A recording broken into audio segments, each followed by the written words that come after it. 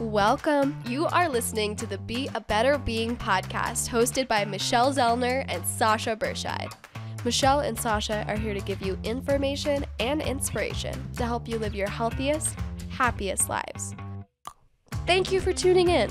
We hope you enjoy the show. Greetings. Thank you for tuning into the Be a Better Being podcast. I'm Michelle Zellner, your host. If you have been listening chronologically, you know that we are in the middle of Heart Month here in the US. And I am super excited for this next guest because she's in the UK. They do things a little differently, but a lot of the same. But she has such an extensive background as a medical professional. I'm just thrilled to get to chat with her and to hear from the doctor's perspective, things that I tell all of you all the time. But, you know, when there's a doctor saying it, I think it gets a little more credibility than just silly old me telling you this. So, Dr. Phoebe Ajayi, I'm super thrilled to have you here. Thank you for coming on the show. Hi, Michelle. Thanks for having me. Absolutely. So if you would like to just give your background, a little bit of who you are, and then obviously what you do in the UK, and then we're gonna dig into this conversation on heart health and what we as individuals can do to make sure we have nice, healthy hearts. Yeah, absolutely. So my name is Phoebe Ajayi. Like you said, I'm a doctor. I've been a doctor for, I want to say 11 years. Yeah, almost 12 years now. Gosh, that makes me feel old. I've been in the UK for the past 8 years. I actually wasn't born in the UK. I was born in Nigeria. That's where I had my primary medical qualification. And then I moved to the UK about 8 years ago. Initially, I was working in a lot of surgical specialties. And then I pivoted into family medicine. So at the moment, I'm a GP, general practitioner, as your equivalent of family medicine physician here in the UK. So talking about heart health, because of my job, I get to see a lot of people in the community, educate them about their health. And also most of the time when people have any health problems, they do come to us first as general practitioners, and we do tend to manage a whole lot of cardiovascular conditions as GPs, and sometimes we'll have to refer them onto secondary care, if they need more intensive care. So here in the US, heart disease is the number one killer of men and women. Is that a similar statistic in the UK? Yes, it's right there. I can't remember if it's exactly at the top of the list, but it's right there with one of the top killers. And of note is that in the past decade, it's been steadily on the rise to previous years. And also the age of onset of heart diseases is getting younger, is what we've been seeing in the UK. And we have seen that exact same thing here. I mean, I have my theories. I'm sure you do as well. I am the first to say that genetics plays a role in everything, but your lifestyle matters. And the choices that you make every day matter a lot. And unfortunately, Western society, which is what we all live in, does not support people to make those choices that are good for them, good for their hearts, right? Because the other choices are easier, more entertaining, more convenient. Sometimes we think we're making good choices because of perhaps what we've been taught, except we were taught wrong. So there's a whole bunch of things that might go into, what somebody's outcome might end up being. But I'm really glad that you brought that up, that the age of onset is younger and younger. That does not bode well for those generations or for us, because they're going to be taking care of us. So I have a vested interest because they need to be healthy to take care of my old butt someday. So as a doctor, I know here in the US, and there's doctors that come at things from a lot of different angles. But when I work with people, more often than not, the first thing their doctor wants to do is put them on medication. If they have any high blood pressure, high cholesterol, maybe they are showing signs of prediabetes, first thing they want to do is put them on medication. Is that not necessarily your approach, but is that just in general a similar approach that you see in the UK? Well, yes and no. What I mean is, it depends on exactly how bad it is. So, for instance, if I see somebody who is newly diagnosed diabetic, and let's say their HbA1c is about 50, and they say, "Oh, doctor, I want to try." I mean, I do tell all my patients, there's lifestyle changes that you can make. There are these medications and so on and so forth. some patients, for instance, if I say, okay, yes, your HbA1c is about 50 and they're quite motivated to bring it down through lifestyle and diet changes alone, I say, great, go for it. I'll support you. But if I see someone whose HbA1c is 70 something, I'm going to think, will you really be able to bring that down with diet alone?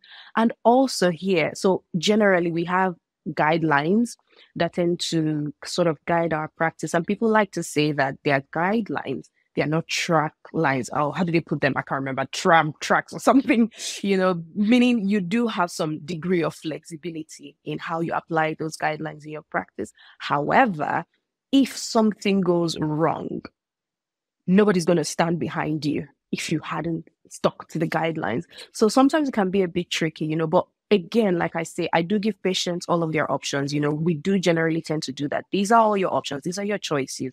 For many, many patients, they will rather take a pill because a pill is easy. You just swallow it and it does the job. But when you want to make changes that can cause a significant impact on your numbers, which I'm sure we'll talk about in a bit, it really takes a lot of motivation, a lot of effort, just like you said, probably unlearning some of the things that you've learned before and learning new things. And we're talking about people who are maybe in their 50s, their 40s, 60s. They've always done things a certain way. So telling them, hey, can you unlearn everything you've known for the past 7 decades and start learning this new thing? It's going to be a bit difficult for many people. So many people do feel a pill is easier. But is it? Because there are side effects as well, which we'll talk about later. Exactly. I always say it's hard now or harder later. And healthy choices are hard, but not making them makes things harder later. And yeah, you're right. A pill is easy. I mean, if I could take a pill and be, I don't know, 5'8", drop dead gorgeous, runway model, I'd probably do that. That, as far as I know, that pill doesn't exist. Oh, man. I know, right? Dashing hopes and dreams every day. That's what I do. But to your point, pills have side effects, but also a pill is like a Band-Aid. Right? It actually didn't fix what was wrong. It's just putting a Band-Aid on what's wrong. And that pill might take care of a particular issue, but there are other issues going on if your lifestyle is not addressed. And then maybe we're going to have more issues and now have to take more pills. And yeah. So let's go into just a little bit of the, kind of the know your numbers. And, I'll let you go first and I'll see how that compares to kind of what the message here in the US is and see if we're on the same, kind of on that same messaging. Okay. Blood pressure. For adults, we usually say the normal blood pressure is sort of 120/80 millimeters of mercury. It can be a range. It's good for you to have an idea of what your normal is like because it fluctuates. You might have a stressful day and it's higher, and you might have a chill day and it's a bit less. So you should have an idea of what your normal sort is. When it gets to 140/90, that's high. And then we start thinking, oh, do we have hypertension here? Which other numbers? HbA1c, that's the test we use for diabetes. There's also your fasting sugars. I think for HbA1c, if it's more than 48, we start to think, oh, could there be some diabetes going on here? And there's the fasting sugars range as well, which is probably less specific. So here, once the normal fasting blood glucose is between 4 and 6.1 millimoles per liter. I think you guys use milligram per deal in the US. Yeah, some of these numbers are different because of the conversions. I'll give US numbers in a moment, but I'm fascinated that, when you hear somebody that does it in a different country, what that all sounds like. Yes. So when it's between 6.1 and 7 millimoles per liter, we call that impaired fasting glucose, which means it's abnormal, but it's not yet in the diabetic range.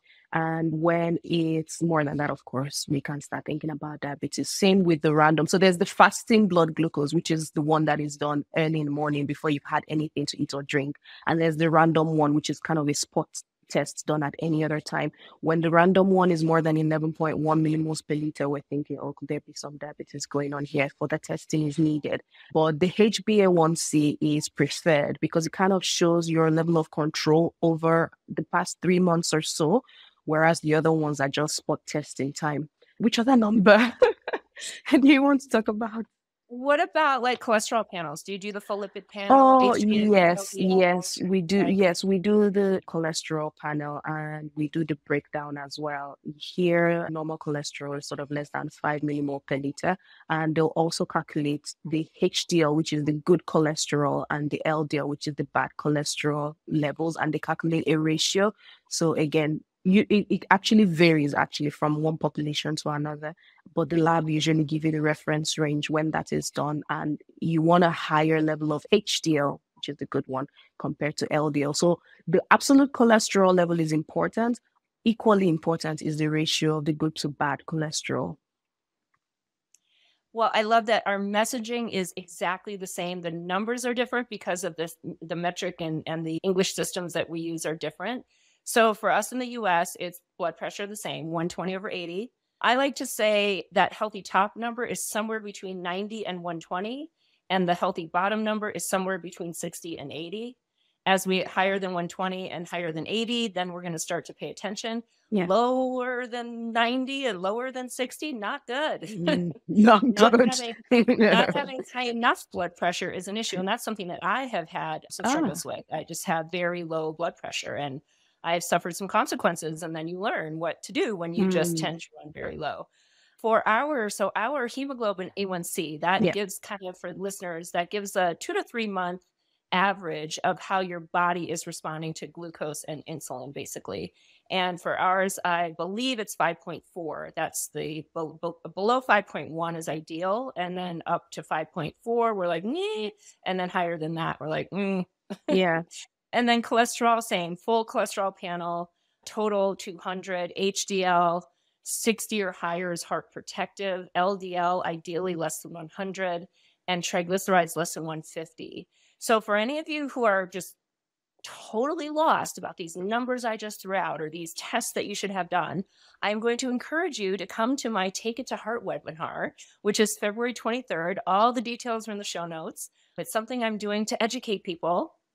And in honor of Heart Health Awareness Month here in the US, all your $10 investment to come to it is going right into the American Heart Association fundraising efforts that I am part of. So that's my little promo pitch. But let's get back to knowing your numbers. And one thing that I think we find here in the US is many people either don't go and don't even get their work done, or they go, they get the numbers done, but they don't pay attention to what they are. The doctor says, "Oh, you're fine," or "Hey, your blood pressure's a little high," or "Your cholesterol is a little high. Work on it."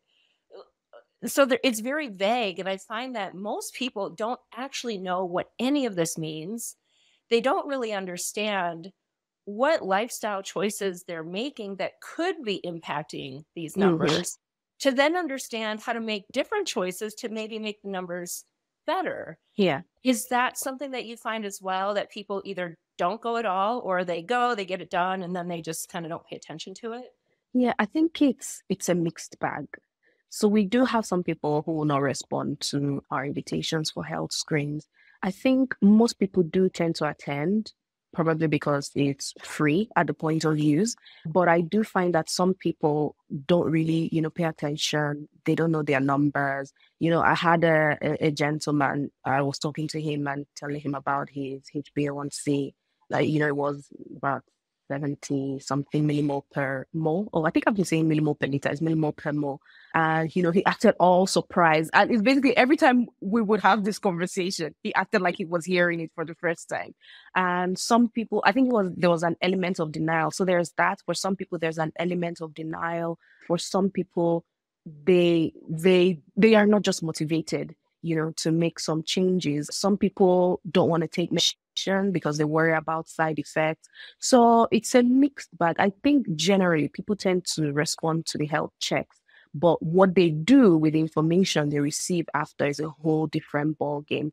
We are lucky in that in many areas, because in primary care, it can be different from one area to another. I think in many of the areas that I've worked in, we have health coach, being paid to help people make changes, things like, their diet. These are the specific changes. Because here our appointments are usually very short. Our doctor appointments are usually very short. So we can just say, oh, you need to make this change, this change, this change. And they say, yep, yep, yep, yep. But when they go, they don't follow through. And I don't blame them because we don't really have the time to educate them the way we want to. But in many areas, we have health coaches, that'll tell them, okay, this is the change you need to make on a day-to-day basis. And they'll follow them up with phone calls and visits to say, okay, how are you getting on? And also in some local authorities around here, if a patient has, a high BMI or they have any of the cardiovascular risk factors, they do get a subsidized rate to go to the gym. So in some local authorities, it could be lower rates or even free to go to the gym. Then also the NHS partners with some charities, again, based on the different local authorities. I think there's a Slimming World or so, so they have these programs that they've partnered with the NHS. So if you're registered with a GP in an area that has partnered with any of those charities, then you can get a free membership. So it's not just that somebody has said, okay, go and make these changes and you're on your own. There are resources and tools to help people to make sustainable changes. But again, the motivation has to come from the individual. And I find that is where a lot of us struggle. Yeah, absolutely. It's the same here. Like we have so many resources and so much support. I mean, these are the things that I teach and talk on all the time in corporate wellness and through one-on-one coaching and through the podcast even. And yet it requires that person to do something, right? You don't just magically get better because, oh, I can go to a gym. No, you have to actually go to the gym and move your body. So let's talk about, some of those heart-related issues and why taking care of your heart is so important. Because here's one thing that I believe why this can be easy to be kind of disconnected from these numbers. For all of these things, high blood pressure, out of range healthy cholesterol, even out of range healthy blood sugar, you don't feel it. And so if I don't feel pain or feel like anything's wrong, well, then I must be fine. And I try to remind people that just because you haven't felt it yet doesn't mean you're fine, right? That's why we got to look under the hood. That's why you have to go and know your numbers. You can't look at somebody from the outside and say, that person's healthy, that person's not. I mean, if you listen to last week's episode, Susan Witkin, you look at her, she had a stroke. You would not ever think she would have a stroke. She's active. She eats right. She does all the right things. She had a stroke. My friend Sandy, same thing. Active, eats right. She had a stroke. That's the thing, is when we have some risk factors, things can happen. However, the healthier you are going into something, the more likely you're going to be to come out of it okay. So, okay, I just said stroke, right? A couple of times. Let's talk about some of the other real issues when we don't take care of our health and our hearts and all of those extra complications that could come from that. Yeah.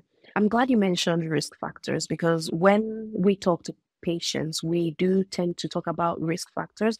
And there is a risk calculator called the Q risk. The Q risk is a tool that predicts the likelihood of having a serious cardiovascular event within the next 10 years.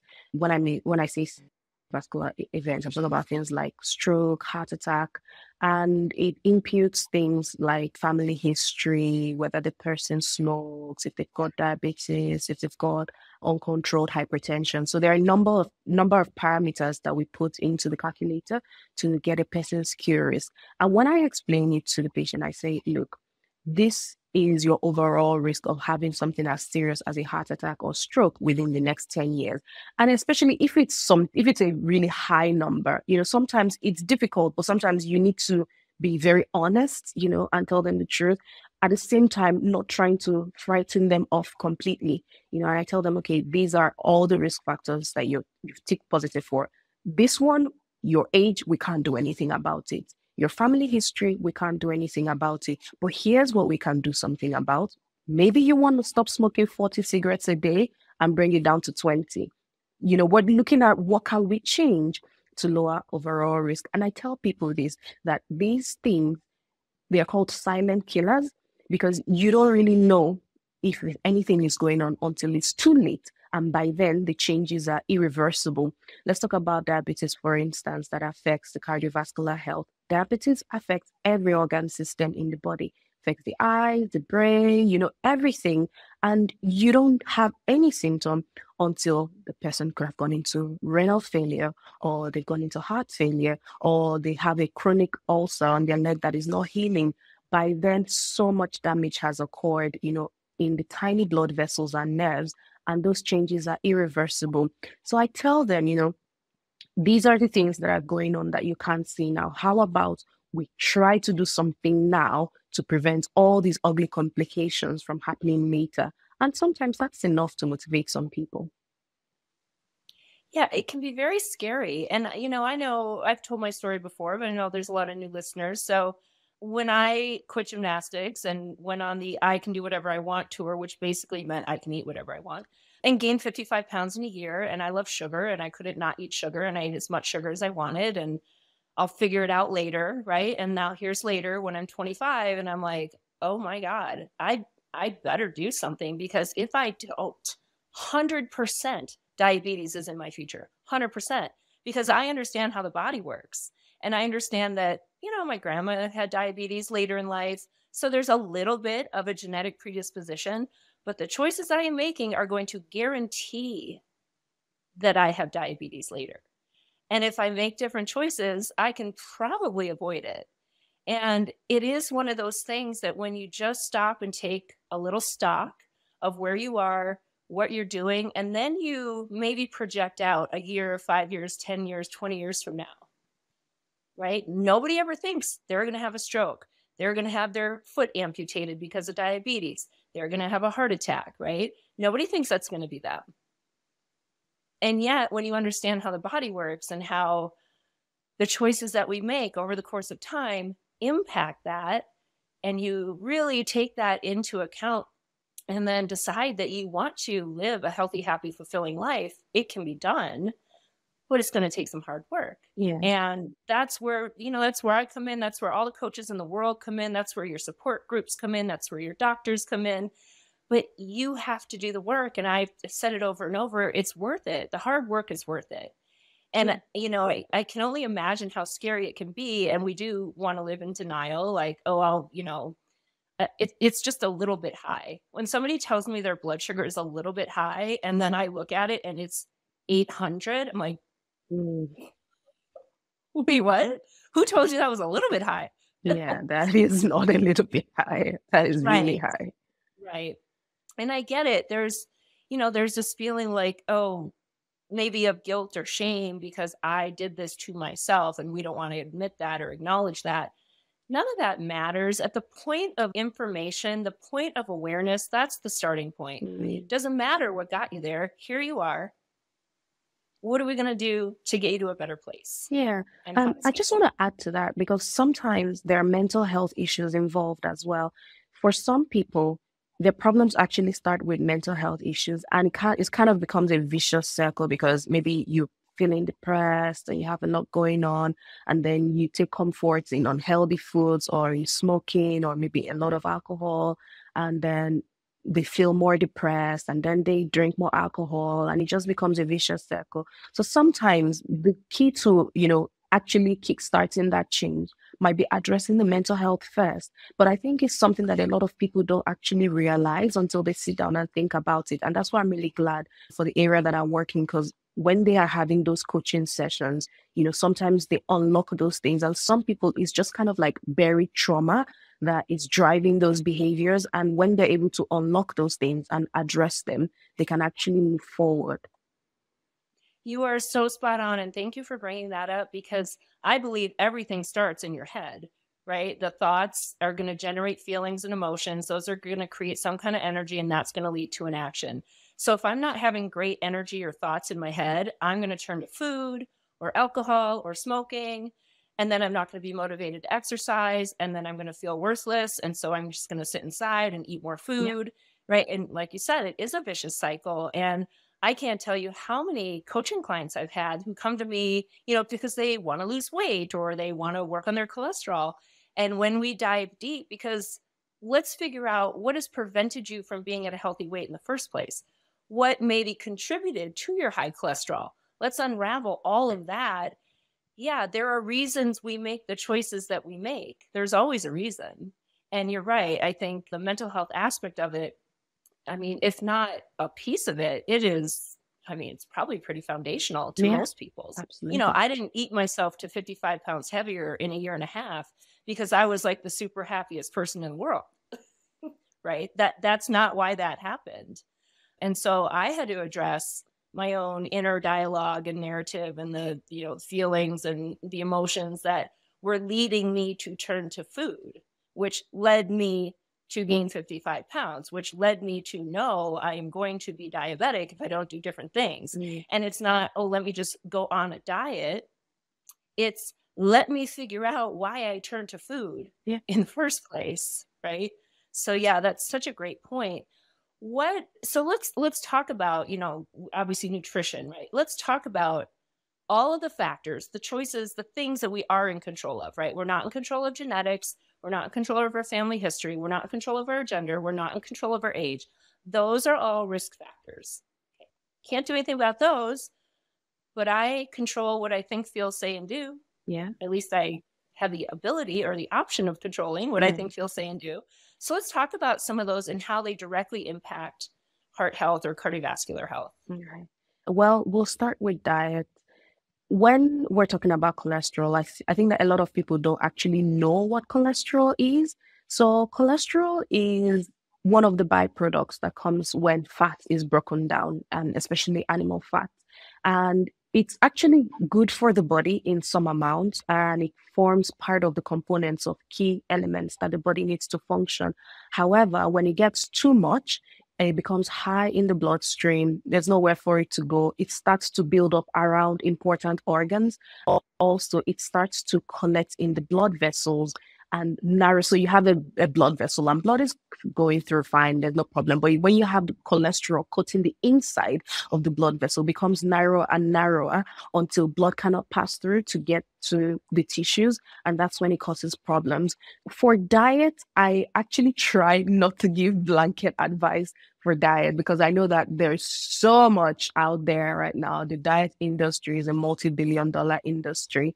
But I do advise people to work with a registered dietitian as much as possible, because if you're working with a professional, first they take their time to know you as an individual, and they tend to know your lifestyle, and they can give you ideas that are tailored to your needs. So there's no point me saying, eat this, eat that, don't eat this, don't eat that, eat so calories a day when I've never even met you. So I try to stay away from giving, diet advice in particular. But what I will say is, I think a lot of people struggle because when we're thinking about, oh, how can I eat healthier? We're always thinking, oh, I need to eat less of this. I need to cut out this. I need to remove this from my diet. We're always thinking about removing things. We're always thinking about less. And that, in a way, makes us feel like, oh, you're taking away the joy in my life. So I try to advise people to add things to their diet. So, for instance, if you want to add more things, add a vegetable,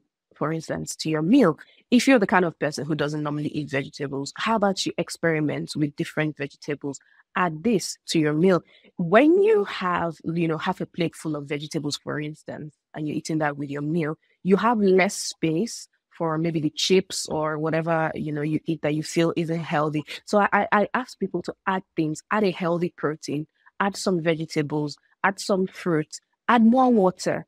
And I think that when you're adding more good things, one, psychologically, you don't feel like, oh, I'm losing, I'm missing out on all these things. And also, two, if you make the good things, good is relative. If you make those things, primary, you have less space for the more harmful stuff. So, yeah. And also, try to cook more home cooked meals is another, generic advice that I can give, because when we eat out, we always don't know how much sugar is put in food, how much those foods are processed. The ready bought meals in the stores, there's lots of sugar, they're so processed, unhealthy fats and things like that. So I always advise people to cook from home. Try to make it something interesting, involve your family, experiment with different things. There's so many, recipe books and websites out there that you can try different things. And when it becomes like a family experiment or something that you do together, you actually find that you're having more fun with it rather than feeling that it's a chore that you have to get through. And another thing that I tend to advise people when it comes to diet is avoid making too many changes at once. Oh, from Monday morning, no more sugar, no more dairy, no more this and no more that. And by Tuesday afternoon, you've crashed. So avoid making too many changes at once.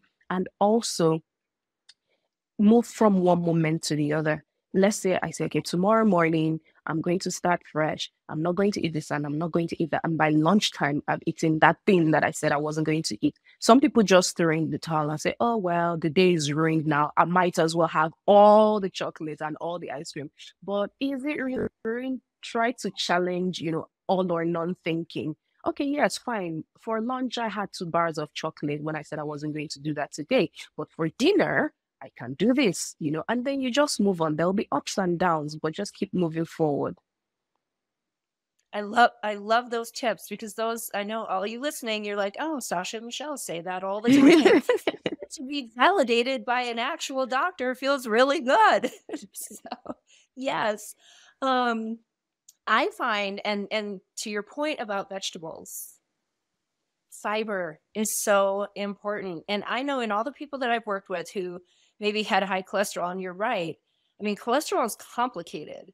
And this is why it's important to know your numbers and understand what each biometric within the panel actually means. So and I love that you as a doctor don't give that generic advice, because a lot of them do. Oh, just cut out meat, or, quit eating fried food. Okay, that's so vague in general, especially for the person who already doesn't eat fried food. Well, okay, but I don't, so how's that going to help me, right? So it's very similar here. Our doctors don't have time, and our doctors are not trained in nutrition. So we have a lot of, whether it's a registered dietitian or it's holistic practitioners who have gone through the integrative nutrition certifications and are very well versed in how to coach and educate on food and dietary habits. But when I work with somebody, almost always the case is lack of fiber. And what I try to remind people is you get fiber from plants. It's the only place that you get fiber. And most of the plants that you eat, ideally, is some version of a vegetable, because they'll give you so many nutrients, vitamins, minerals, antioxidants, phytochemicals, different kinds of fiber. They take up a lot of space on your plate, take up a lot of space in your belly, but they don't take up a lot of space when it comes to calorie count. Sure. Right? So you can then devote those calories to protein, which most people are not getting enough of, and to healthy fats, which also, when we're in like, oh, I'm going to be good, for us in the US, we learn that fat is the devil. And if you eat fat, you'll get fat, you'll have a heart attack, and then you'll die. Of course, we know that is wrong, 100% wrong. And yet I still every single day work with people who are afraid to eat fat because it's going to raise their cholesterol and make them fat. So nutrition is a little bit complicated, but for anyone listening, here's the simple thing: eat real food. Real food in as close to its natural state as possible. PFF is your BFF. No, Dr. Ajayi, I know you've never heard that, but that is protein, fat, fiber is your best friend forever. So protein, fat, and fiber every time you eat to keep your blood sugar steady, to help you absorb the nutrition you put in your body, because we need to eat food that has fat when we eat food that has our fat-soluble vitamins, or we won't absorb our fat-soluble vitamins. So this great food you just put in your body, you don't even get the benefit of it because you didn't eat fat with it. Let's talk about exercise. I personally think movement is medicine, and head to toe, inside and out, there's some version of movement that will take care of everything, specifically when it comes to heart health and cardiovascular health. What's your advice on exercise or movement? Exercise is another emotive topic, as you know. What is my advice generally? My advice is do something you enjoy. So whatever kind of movement it is that you enjoy, just do that. Some people feel they have to do this, go to the gym 6 times a week and blah, blah, blah. But if you're going there and you feel like it's torture, you're not going to keep at it. So I tell people that walking is the most underrated exercise, because people just think, oh, it's just walking. But I tell you, walking is great. You're moving your joints, you're clearing your head, you're getting outside of your desk or your screens or whatever. Walking is great. So whatever exercise you enjoy, just do that. But I also think that some form of resistance training or, strength training is great because it builds up your muscles, it conditions your physiological reserves, and also you kind of, when you build up your muscles, you kind of tend to burn more calories over the day. But I know that some people don't really enjoy that kind of training, and that's fine. But I feel like there is an exercise for everyone out there, regardless of your ability, your age, your past experience with exercises. There is something out there for everyone. And I always like to add this word of caution when I talk about exercise with people, because sometimes you find that people have this mentality of, oh, I've just gone to the gym. I played squash for 2 hours. I must have burnt a lot of calories. I will now reward myself by eating this big jar of ice cream. And I find that we tend to overestimate how many calories we actually burn when we exercise, such that when we're rewarding ourselves, we're probably eating double the amount of calories that we've consumed during our exercise session. And another thing I try to encourage people is to put more movement in your day, because I know that, with the way society is now, so many people are busy. They don't have time to go to the gym for 2 hours or whatever. But that's fine. You can put more movement in your day. Park your car a bit further away from where you're going to, so you work an extra 2 minutes or so. When you're cooking in the kitchen, you're waiting for the food to boil or something, put on some music and dance. Yes, in the evening, you want to unwind and you want to watch a bit of TV, but you can do a few squats while you're watching TV. Just try to put more movement spread throughout the day. I think that's better than not doing anything at all. 100%. You are so speaking my language right now. It's so funny, right? Because I literally met you in a podcast collaboration group, and I was like, she responded to a post, and here she is literally reiterating the words that come out of my mouth all the time. And it's good to see that there is a consistent message. It's just people believing it. And what I find is a lot of people are like, oh, what's the point of that extra 2-minute walk? That's not going to do anything. You're right. One time, extra 2 minutes, that is not going to do a darn thing for you. None. However, if you make that your habit, and every single time you park somewhere, you park as far away as possible, and every time you cook, you move your body instead of just sit there on your phone or whatever, the cumulative effect of all of those little things over the course of time add up to a big thing. And that is, I think, one of the hardest things for people to really fully appreciate and embrace. Here, I come across a lot of people, maybe you do too, that they want this instant result. Yeah. Little to no effort. I should do this and then have this result. And if I didn't have this result, well, then what's the point? I won't do it anymore. Yeah. Is that something that you Oh, find yeah, as well? absolutely. Absolutely. I come across that all the time. But I tell people that the changes, just in the same way the cardiovascular diseases, start making changes that you can't detect at first. Likewise with exercise, you might not physically see the benefits as at first, but they're actually happening on a molecular level. 2 more things I want to touch on before we wrap up. Sleep and stress. We know that these are directly linked to our cardiovascular health. So let's tackle those two. Sleep, I think, again, kind of because of the way the world is now, people are probably working multiple jobs, trying to make ends meet. And so people are not sleeping as much as they should or they need to. And apart from even work and stress, let's be honest, some of us are in bed on our mobile phones for 2 hours before we actually sleep off. I recommend this book. There's a book called Why We Sleep. I recommend that book for everyone. It actually talks down to the molecular level of the physiological effects of sleep. A lot of people don't know that a lack of sleep, especially when it's chronic, because some of us are chronically sleep deprived. I mean, I'm chronically sleep deprived. I have 2 kids. I haven't slept well in years. But at the same time, when you're in that state of sleep deprivation, it affects your cognitive functioning, it affects your skills and your talents. It also creates an immune reaction. A lot of people don't know this. When you don't sleep well, it can actually make you physically ill, and it makes you more at risk for all these problems. And again, lack of sleep and also stress are actually linked, because both of them can raise your cortisol level, and that's your stress hormone. And what does cortisol do? It makes you more likely to be sedentary. It makes you eat more. It makes you less keyed into your hunger signals and your satiety signals. So everything, of course, yes, they're all intertwined. So you might find that actually when you sleep, just think about it. Just if I everybody, you can just, just experiment on yourself. On a day that you haven't slept well, just try and take note of the decisions that you make. You will notice that on the days that you haven't slept well, your decision making isn't as great as when you're well rested, even down to, what to eat, how you speak to people, how you respond to stressful situations. You're not at your best when you're sleep deprived. So as much as you can, try to get a good amount of sleep each night, and try especially, oh, there's a whole bunch of stuff I can go on and on and on about sleep hygiene, because this is an area that I absolutely love.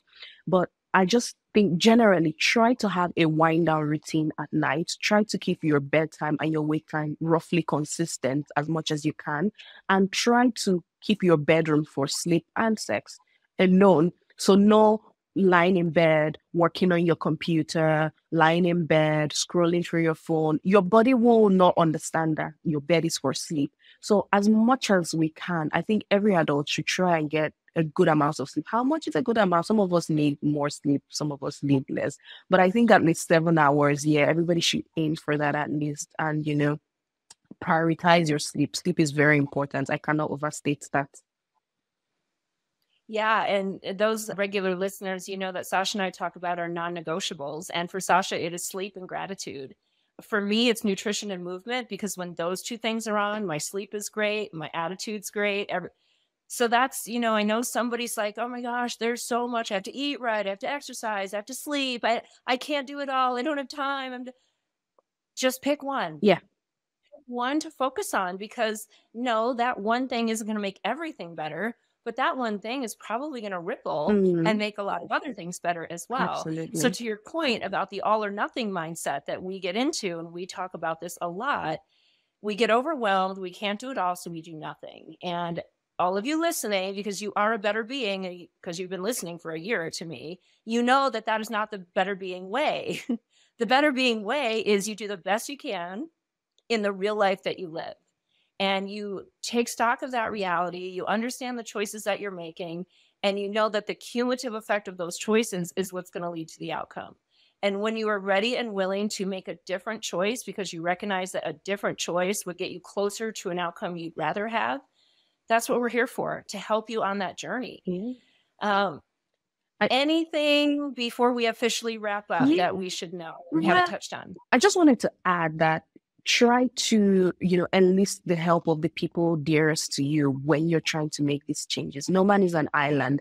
And, sometimes you just need someone to encourage you and you motivate each other. Maybe, for instance, just if you can imagine, just let's say I'm trying to make some changes, and every night my husband is saying, oh, babe, let's order some pizza. And let's order some pizza. Let's order this. That's going to sabotage my efforts. So you might have to sit down with those nearest and dearest to you and say, hey, these are the changes that I'm trying to make. How about we spur each other on? And, that could just be the trick that can help you stay consistent long term. Absolutely. Support is so important. And, we have saboteurs in our lives. That's the reality. Sometimes there are people who are sabotaging your efforts. That's a whole other podcast, which I'm probably going to do at some point.